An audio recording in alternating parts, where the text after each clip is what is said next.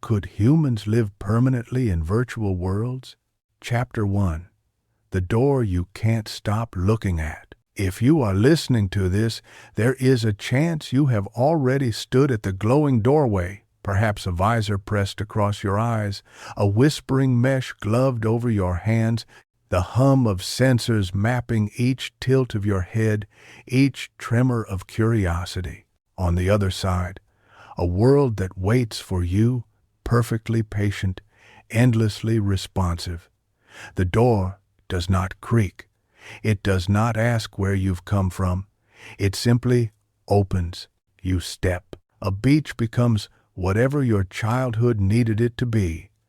The exact temperature of the air, the shy gulls that will accept crusts from your palm, the way the sun knows how to gild the waves before it slides into your pocket horizon. You breathe. The salt is not salt. The wind is not wind. But your nervous system, faithful and ancient, receives signals, interprets them as sensation, and writes a truth it can live with. This, let's give it a prosaic name. The interface is the first secret of living in virtual worlds. It is not the city skyline or the dragon's wing or the blue-green valley that makes a virtual world livable. It is the handshake between your body and the code, the treaty your neurons sign with an orchestra of prosthetic senses. Could humans live permanently in virtual worlds? The question sounds modern, futuristic, heavy with chrome, but it rests on a simple biological premise. Your brain is a meaning machine. It craves signals. Give it signals that are rich, coherent, and controllable, and it will stitch a reel you can walk around in. But living is not strolling. Living is a long choreography of needs: food, rest, safety, belonging, purpose, growth. The hard-edged need to be needed, the ache to be understood, the metabolic cost of staying alive. When we ask whether humans could live permanently in virtual worlds, we are really asking whether these needs can be met so well by synthetic environments that returning to physical life becomes optional, even inconvenient. We are asking whether the door can become a front door, not a weekend escape hatch. To understand the scope of what permanent means, imagine a timeline as long as a novel, page by page. On the first page, your first hour inside, a rush. On the second, your first day, a rhythm. On the seventh, your first week. Small regrets, minor triumphs, settings tweaked, friends added. By page 30, your first month, identity budding like a reef. By page 365, a year that includes festivals of the virtual city, grief for the version of you who never learned these streets, muscle memory for a staircase that never existed. Permanent doesn't have to mean forever. It means that the longer you stay, the more the new scaffolding becomes your primary reality, the place where your calendars are set, your promises are kept, your reputation accumulates like a gravity well. For permanence, you need continuity. For continuity, you need infrastructure. For infrastructure, you need someone or something to pay the electric bill. Let's leave the beach and walk inland, down a boulevard that reveals how virtual worlds are held up by forgotten columns. Servers hum in data centers cooled by seawater and sophisticated airflow. Fiber routes cross deserts and oceans. Energy is converted from wind and sun and heat, from hydro rivers and, sometimes, the old fire of ancient plants compacted into coal. Software stacks are maintained, debugged, refactored. Blackouts are prevented. Backups are spun. Patches are rolled. Economies are balanced. It is unfashionable to talk about logistics when your dragon is practicing shadow play on a cathedral, but permanence is logistics with poetry layered on top. Suppose you choose to make your home here. What happens to your body? Plato would have called it a prison of flesh. Modern science calls it a miracle of messy feedback loops. Even if your eyes drink light from displays or direct neural implants, your cardiovascular system still wants its rituals. A heart that works harder when you move, arteries that prefer laminar flow, muscles that sulk without resistance, bones that erode without load. You can trick the eyes and ears with pixels and waveforms. You cannot sweet-talk calcium. If the dream of permanence ignores the biology of the body, it turns brittle and snaps. So any serious attempt to live in virtual worlds forever must include a plan for the old temple that carries you, a maintenance regime of exercise, externally powered suits that offer resistance, micro gyms embedded in chairs, robotic companions that stretch you. Nutrition intravenous feeding is possible but a blunt instrument. Real eating is superior for metabolic signaling. Sleep, timing light exposure, protecting circadian rhythms, even when the sun is software, and medical care, monitoring your blood markers, balancing your gut, chasing inflammation away. The quiet science of embodied life does not stop when you change your address to a digital skyline. And then there is work. We are not here only to be entertained. Somewhere in us is a restlessness that needs purpose the way lungs need air. In virtual worlds, work can be untethered from scarcity. You can sculpt cities without mortar, teach without chalk dust, practice orchestra with 1,000 phantom instruments, program economies with game theory that breathes. But can is not does. For work to dignify us, it must matter to others, and others must be real enough to risk disappointment. A world that never resists you becomes a mirror. Mirrors do not hire. Mirrors do not write thank you notes. Imagine a baker named Lynn. In the physical city, she woke at 4, folded dough by hand, watched the shy blush of crust. In the virtual city, Lynn bakes wonders in a kitchen that floats above a canal. Her breads are simulations of texture and scent designed for the sensory instruments of the interface. They deliver real pleasure to real nervous systems. People line up not for calories but for comfort, for the ritual of her presence, for the stories stamped into each loaf. They pay in the currency of that world which, if the design is honest, is anchored to something scarce enough to grant meaning but abundant enough to prevent cruelty. Lynn's work matters because other people, other minds depend on it. Even here, the economy is a web of promises. Community follows work the way birds follow the wake of ships. In physical life, our communities are bound by geography. You go next door because next door is close. In virtual worlds, neighborhoods can be made of something else. Shared times, shared causes, shared mythologies. A choir that rehearses at midnight, a guild of amateur astronomers that simulates telescopes to plan real observations, a grief group that meets at a lighthouse because someone found the sound of the horn comforting. When we say permanently, we are asking whether communities grow intergenerational roots. Children born in physical hospitals might attend their first birthday party on a virtual beach. Grandparents might teach in a school shaped like a tree. Seedlings push into a soil of code. If the gardeners are wise, they make room for seasons. But permanence bears a shadow, dependence.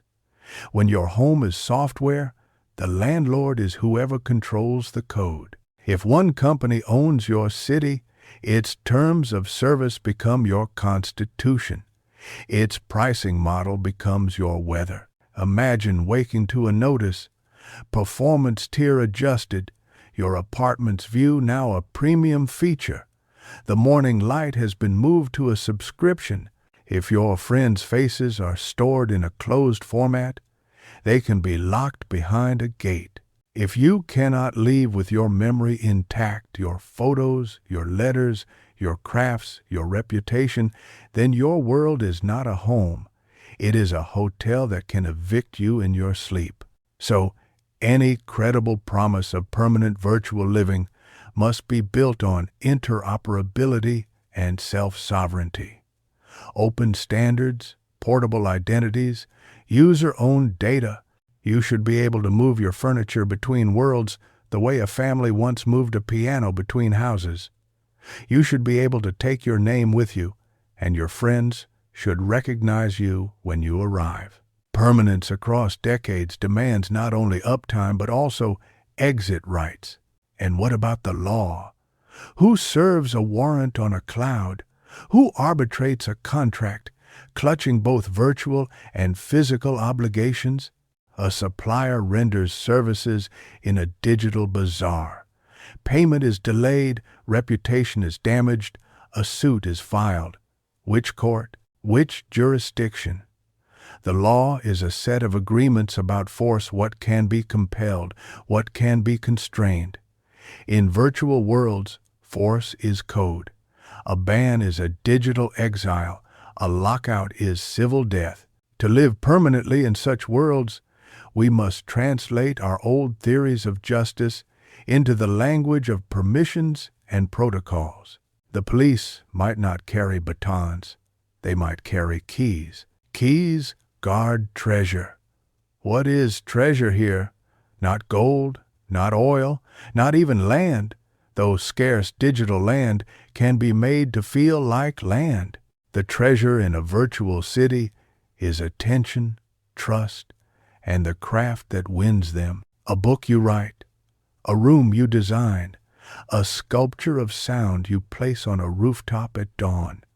These become fields where value grows. And yet, value must tether somewhere to the physical. A body needs medicine, a server needs power, a cable needs copper. So, the bridge between worlds is essential. An economy of exchange that keeps the lights on both sides. There are, of course, the fears that bloom like mold whenever we put too much hope in screens. Addiction, isolation, manipulation, the numbing of the sensible world.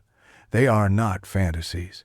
We have already seen the way infinite scroll can splice time into confetti. We have already felt the loneliness that follows a night of empty connection. The door is eager, but not always kind. So when we ask whether we could live permanently in virtual worlds, we must add a moral modifier. We could, if we intend to live well. Living well is not the same as living comfortably. Comfort is a chemical. It dissolves in steadily increasing doses. Living well is a practice of attention, of care, of craft, of restraint. It is the agreement you make with yourself to let reality, whatever its substrate, resist you in ways that shape you. This can be designed. Friction can be honest. A road can be made long enough that you feel your legs. Now, let us attempt a more clinical inventory, the kind that a city planner or physician might approve of. What are the prerequisites for permanent habitation? First, sensory fidelity sufficient to keep the nervous system at peace. You can tolerate imperfections in sight and sound, but not the wrong timing. Latency that induces nausea, ghosting that breaks your grasp on motion. The vestibular system must be managed. Haptic feedback must be rich enough to prevent the hands from grieving. Second, cognitive scaffolding for identity. Memories must be stored in ways that allow retrieval not only of facts, but of context. You must be able to place yourself in a calendar and a map. You must sleep and wake into continuity. Third, social architecture that fosters reciprocity. The platform should encourage commitments, not just transactions. Reputation must be composable and portable, resilient against fraud and Sybil tricks without becoming a surveillance nightmare. Fourth, governance that treats inhabitants as citizens, not just users. This means due process for sanctions, transparency for algorithmic decisions that shape public space, the right to fork your community if the rulers betray the charter. Fifth, economic bridges that keep the body alive. You must be able to pay for rent, virtual, and rent, physical, for software and soup. Ideally, the labor you do in the virtual world should purchase your body's needs in the physical. If that requires universal support mechanisms, those mechanisms must be invented, funded, trusted. Sixth, medical protocols that attend to muscles, bones, eyes, skin, and mind. Burnout looks different when your commute is pixels. You will need posture rituals, hydration alerts that are not intrusive, light therapy to signal morning, micro-exertions embedded in gameplay, screenings for depression that respect privacy. The hospital will not be only in the physical. A clinic can be a beautifully lit pavilion where you meet a therapist who arrives in a coat of stars. Seventh, resilience. Fires will burn in data centers. Storms will flood coastal substations. Software will be flawed. Bad actors will build traps. A future you cannot predict will arrive without RSVP. Redundancy is not a luxury.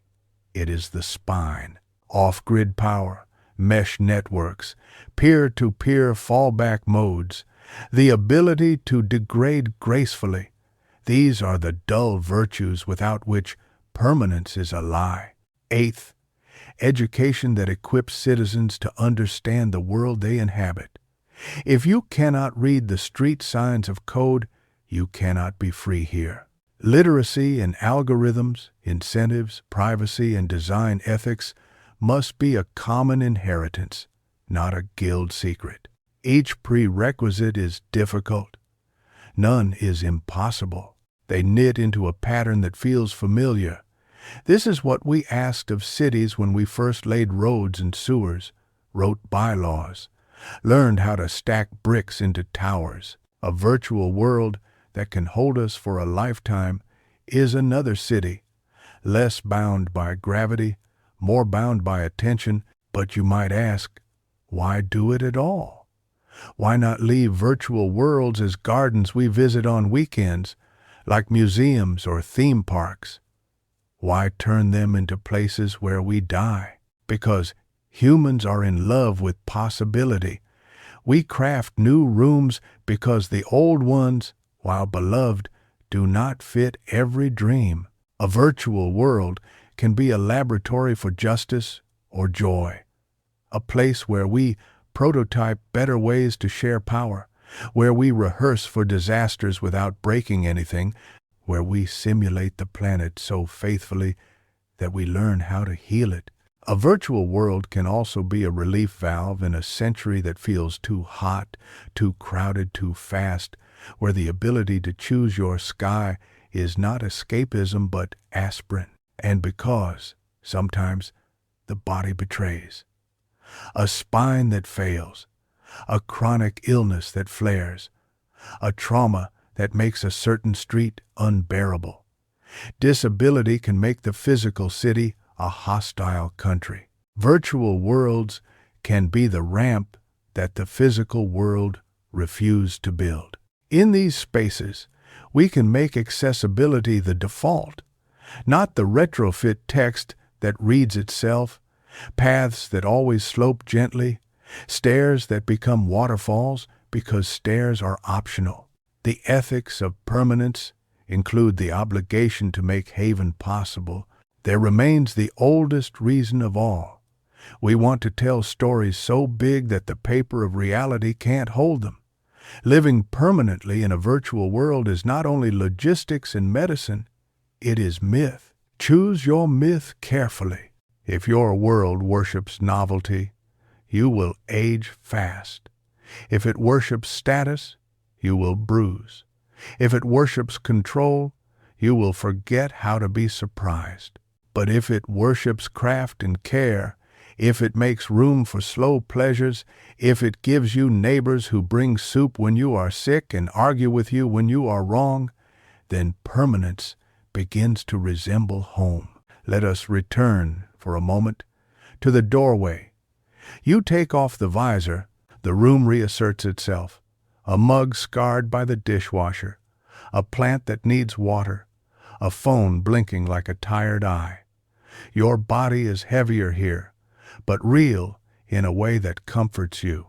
There is a dinner to make, there is a friend to call. The beach a few algorithms away will wait. In the coming chapter, we will walk deeper into the design of time in a world that can skip dawns, into the diets of bodies that do not run to catch buses, into the politics of cities that belong to servers, into the ethics of unplugging when people need you to stay. We will not argue that we must move permanently.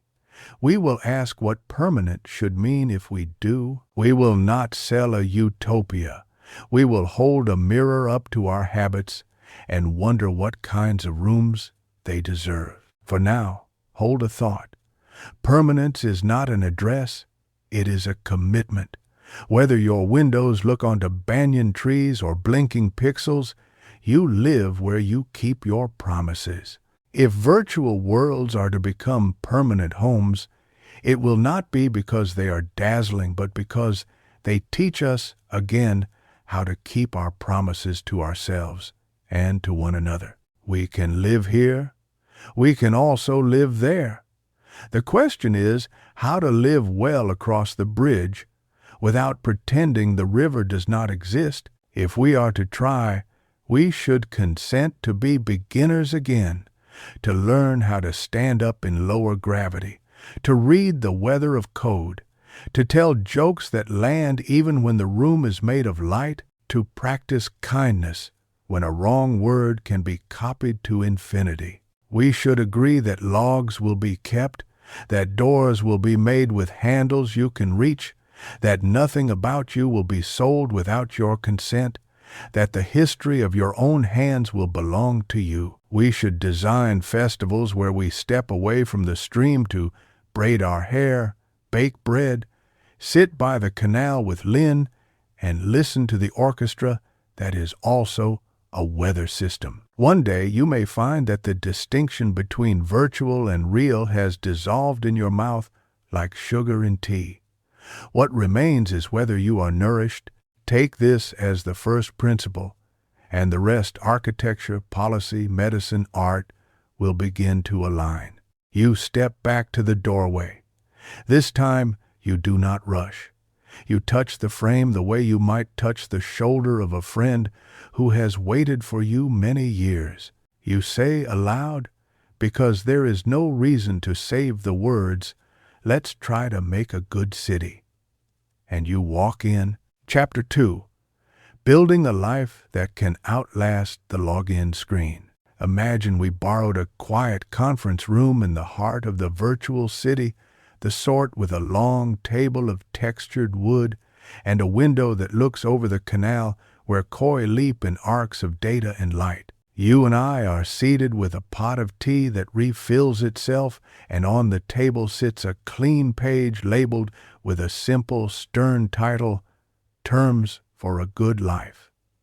This is the chapter in which we negotiate those terms, where we say, without glibness, what it would actually take for humans to live permanently in virtual worlds and not lose ourselves, our bodies, our ethics, or our joy. Because permanence is not a trick of graphics. It's a discipline, one time you can trust. The first city service any real place must provide is time.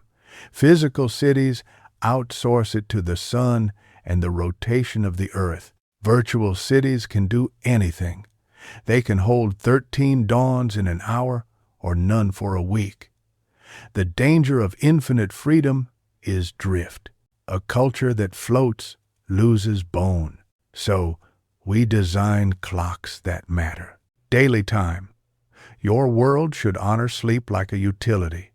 A soft twilight falls when your local body needs it. Notifications slow. Light color warms. Social spaces nudge you toward endings rather than breakneck onwardness. The city whispers kindly, "Tomorrow is real." It remembers your circadian signals and protects them the way a park protects old trees. Social time. A permanent city needs festivals, not loot box weekends, not endless battle passes, but actual holidays.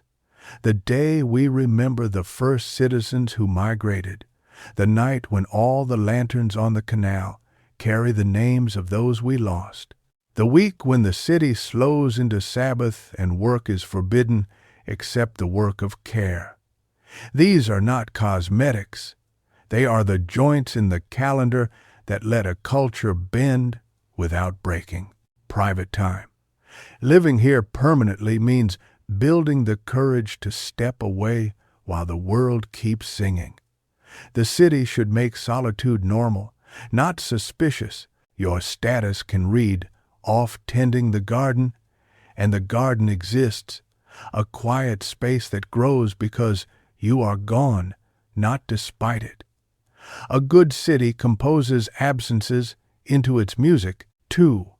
A body that does not forget itself. You will keep your body. You cannot pawn it to pay your rent here. We write policies in that quiet conference room, 2 hours up. For every 2 hours immersed, your rig turns into a gym elastic resistance in the gloves, a subtle treadmill under your feet, a prompt to squat, twist, stretch. The world adapts. A curved ramp becomes a climb. The room asks you to reach a little farther for the door. It's not nagging. It's choreography, eyes and light. Morning light is gentle but blue-rich for wakefulness. Evening light warms and dims.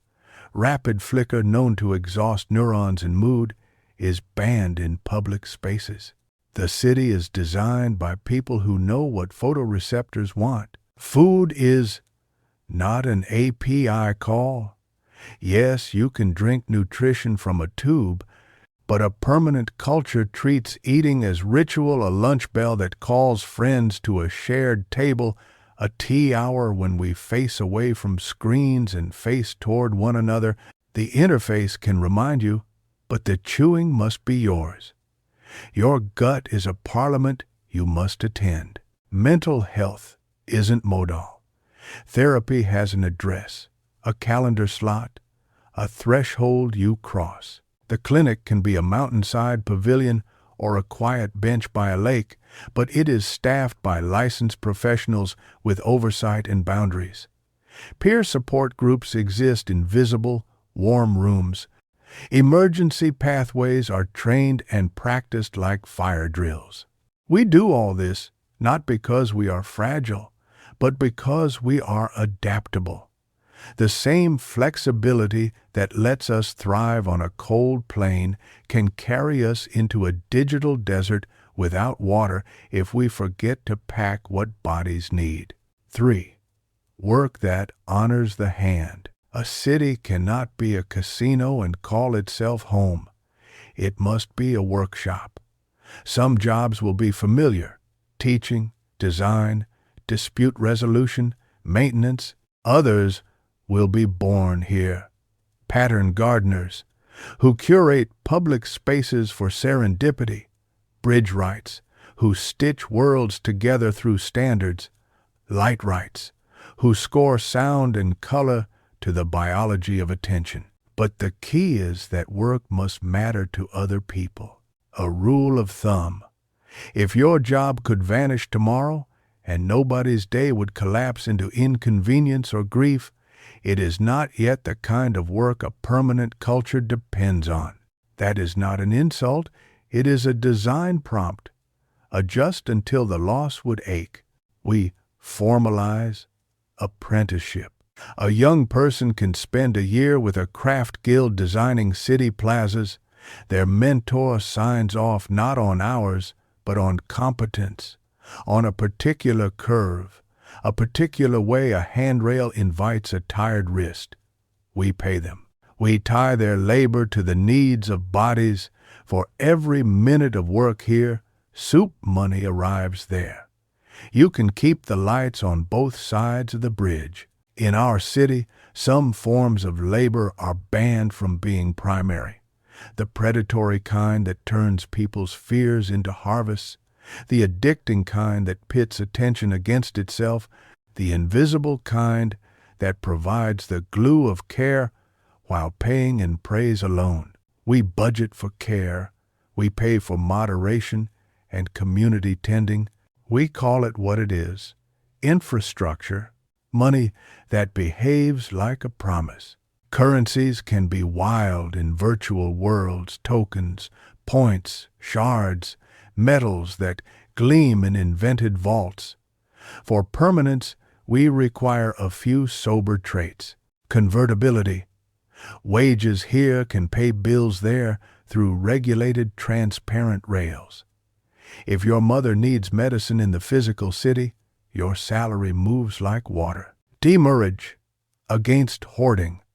A small rust on idle riches nudges wealth back into circulation, funding public goods, festivals, schools. You can store value in long projects, not just frozen numbers. Earmarked taxes. A visible slice of every transaction flows into a public ledger that funds clinics, parks, safety nets. Citizens vote on percentages yearly. The budget is plain language, not ritual obfuscation. Exit account.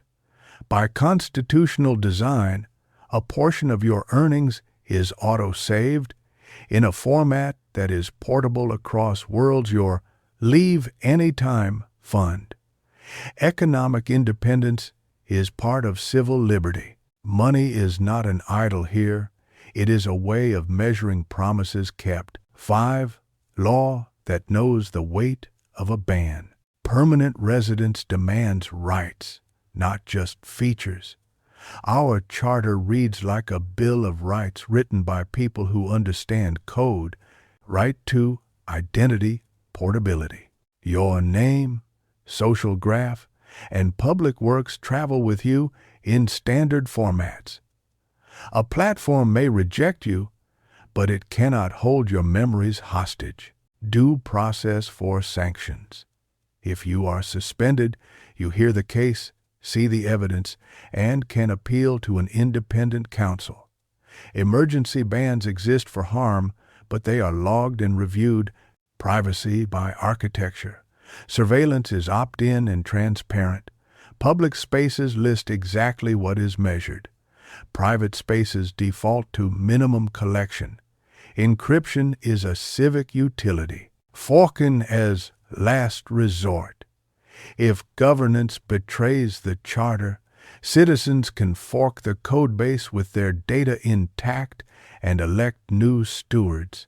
This is secession without civil war. Children's protections.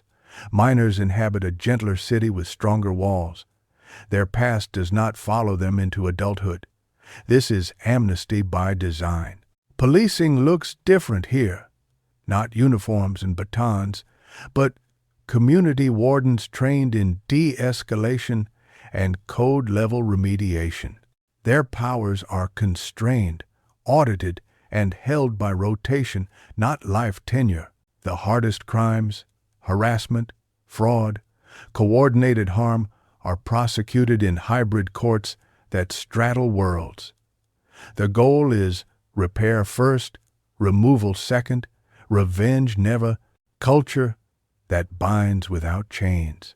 Now, the soft power that truly keeps people, meaning we cultivate museums that update with citizens' work, Lynn's levitating bakery gets a mezzanine display about texture and memory. We commission civic music that plays at sunset, a 5-minute fugue that weaves street noise into harmony. We have sports, but their prizes are communal. Win the league, and your team funds a school wing, designs a playground, refurbishes a clinic. Victory is useful. We embed the gift into the economy, a day each month when commerce pauses and everything you make is given. Bake, code, paint, moderate, teach. The ledger shows a city running at a loss of money, but a profit of trust.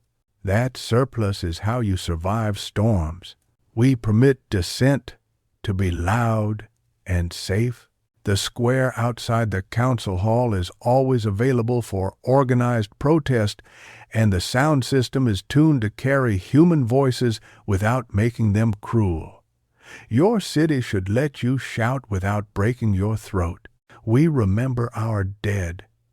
A permanent culture does not erase the uncomfortable truth that life ends. Memorials are events you can feel: lanterns down the canal, names stitched into the sky for a night, a quiet corridor in the library where biographies can be added by anyone who loved them. Logging off is not a vanishing, it is a ceremony. Resilience that doesn't make the newsman. The difference between a theme park and a city is what happens when the power goes out. We design graceful degrade as a civic art. If a data center fails, the city slows but doesn't shatter. Textures soften, latency increases, but core services, clinics, emergency comms, governance shift to low bandwidth modes. Street lamps switch to a plain light. The orchestra plays acoustic. We build meshes, citizen-operated microservers that can host neighborhoods during outages. People volunteer to be lighthouses. They get a tax credit and an engraved plaque on their door. Critical governance keys are sharded across citizens. No single admin can disappear with the city's spine. We practice fire drills, a day each quarter when we simulate a failure. Everyone knows where to go. You meet your neighbors in a simpler room. You swap jokes that are not dependent on lag. The drills end with a festival because resilience deserves a feast. Education that teaches people to see a permanent living demands citizens who are not lost in their own city. Every school teaches design civics, how algorithms sort, how incentives shape behavior, how to sense when a space is trying to manipulate you.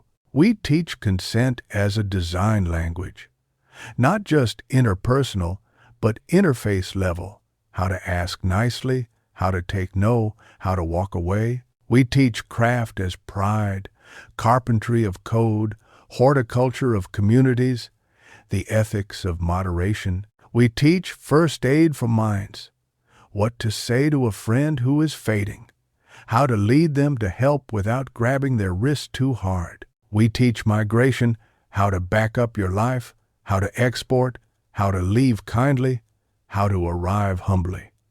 A permanent city loses people every day and stays whole, telling the truth about risk. There is a frankness we owe ourselves if we are to close the door behind us and call this home. Addiction will stalk the edges. We meet it with design that honors attention, with clinics that open without shame, with communities that call your name when you're gone too long and let you leave when you need to. Monopolies will try to grow. We blunt them with standards and antitrust law that bites, with citizen cooperatives that own infrastructure, with public options that keep the floor honest. Bad actors will weaponize beauty. We train wardens and citizens to read scams, to see the glint of bait under the light. We staff a newsroom that investigates power, including the council's. Bodies will still get sick. We build hospitals in the physical and fund them here. We insure each other across the bridge. We run drills for pandemics that leap between worlds, misinformation outbreaks, scarcity panics, rumor plagues. Climate will keep changing. Our servers drink power. We audit our footprint. We pay for forests. We build in cold places when it's responsible. We ride on renewables, and we refuse to call green wallpaper a solution. To declare permanence without this ledger is to lie gently. We choose to speak plainly and stay anyway. A map of how to begin. You might listen to all this and feel both longing and fatigue. It is easier to imagine a dragon than a zoning code. And yet every good city begins as a list like this, scrawled by people bold enough to sound boring for a while so that others may be dazzled later. So, how would we actually start? The pilot neighborhood. Not a whole world, just a district. A canal, a square, a clinic, a school, a bakery, a workshop, 10 streets, 1 council hall. We recruit 1,000 citizens who agree to live here for a year as primary residents in exchange for founding equity and a stipend bridging their body's needs. We ask for diversity of age, ability, language, craft. We cap screen real estate per person to avoid skyscraper lords. We cap influence per wallet to avoid oligarchs. The charter. We write it in public. We hire skeptics to red team it. We build the due process machinery before the first argument erupts. We select and rotate wardens before the first crime. The budget. We publish it weekly. What was spent on servers, clinics, moderation, festivals. Citizens can propose line items the way they propose murals. The bridge. We partner with a physical city hospital, food co-op, and housing trust. Wages earned here subsidize meals there. Therapy here covers sessions there. Landlords there accept our rent through rails we built with regulation in mind, not as an afterthought. The rituals. We schedule the first 6 festivals: Naming Day, Lantern Night, Apprentice Parade, Garden Swap, Sabbath Week, Gift Day. We rehearse them like theater, because culture is choreography. The exit. We build it first. Export buttons that work. Friendly migration guides. Severance for volunteers who need to go. We engrave over the main gate, "You may always leave with what you brought and what you made." And then we open the door. 11 stories from the first year. You will want to know what it feels like. Let me tell you about 3 citizens. Lynn, the baker. She kept her old habit of waking before dawn. The canal at that hour is a soft hiss of water and distant bicycle bells. Her kitchen learned her rhythms.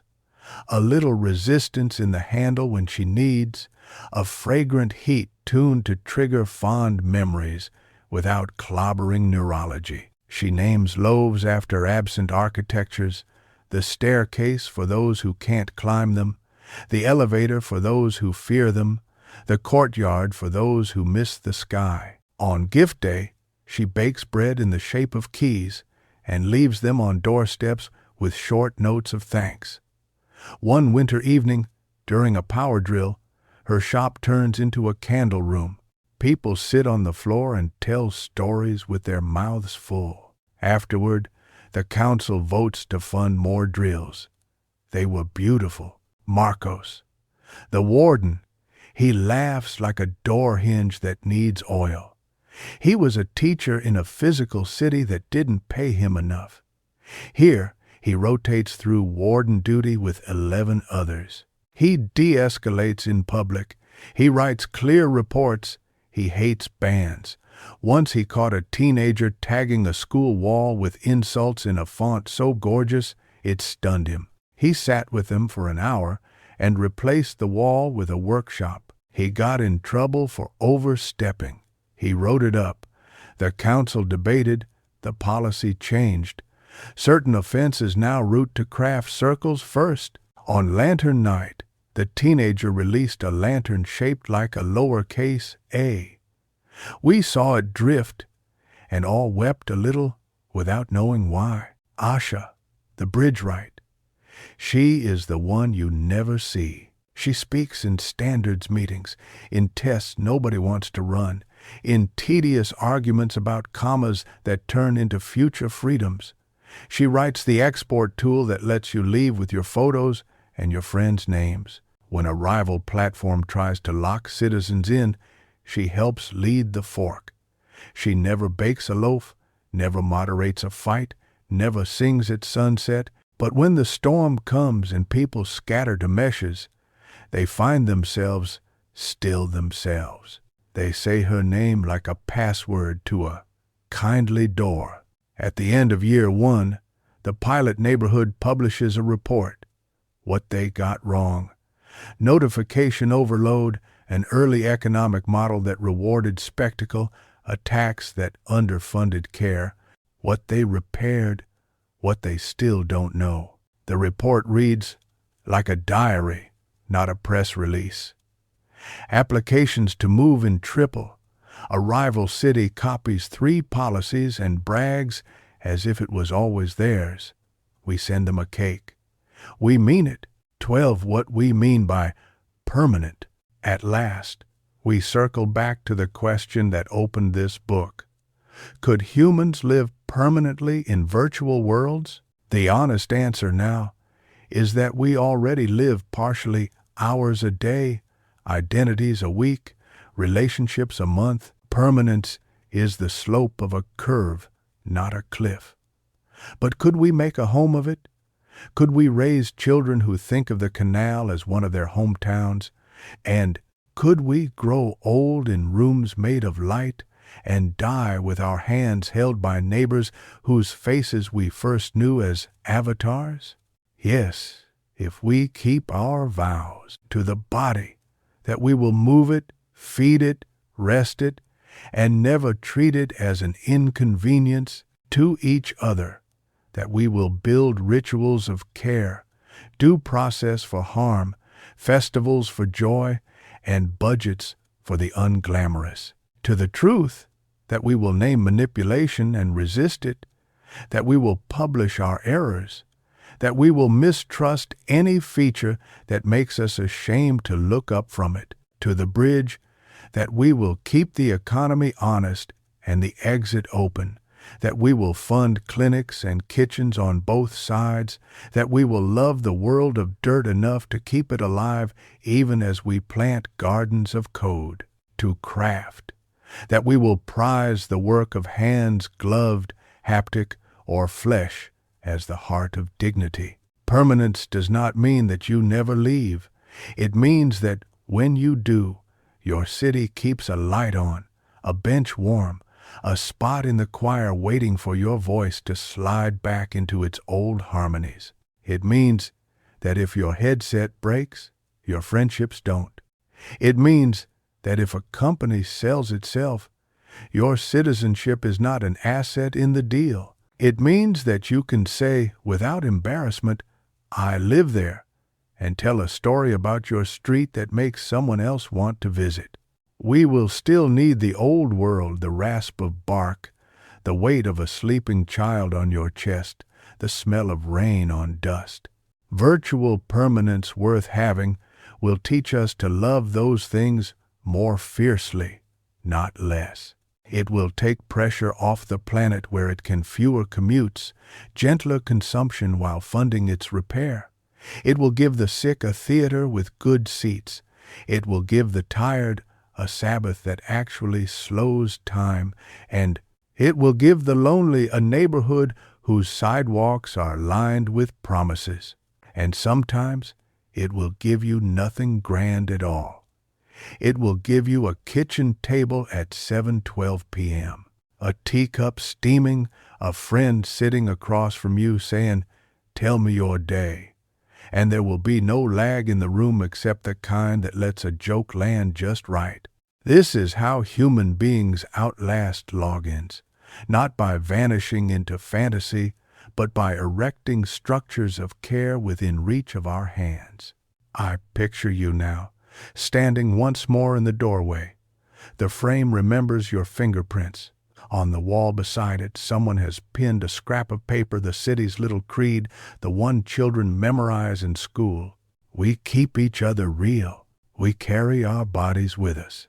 We measure power by how easily it is given back. We practice leaving so that staying can be free. We make good bread and better exits. We light the canal at night. We sing. You smile despite yourself. You touch the words like a lintel that blesses the head that passes under it. You think of Lynn's bakery and Marcos's reports and Asha's stubborn commas. You think of the lanterns you still want to fold. You think of the bench you promised to sand. Could humans live permanently in virtual worlds? We could. We can. We will if we choose to build cities instead of traps, charters instead of terms of service, festivals instead of funnels. If we do, the old argument about real and virtual will fade like a quarrel two lovers cannot remember the reason for. What will remain is a simpler accounting, the one that has always guided us. Are we keeping each other alive? Are we giving our days a shape that makes gratitude easy? You step through. The canal glints. The orchestra is tuning for sunset. Somewhere a clinic lamp turns on. Somewhere a courtroom closes for the night. Somewhere a teenager is sketching a lowercase and a warden is reminding them gently to get some sleep. Somewhere Lynn takes a tray from the oven and the air fills with a scent that means welcome, which is to say, home. The door closes behind you with a sound like a promise kept,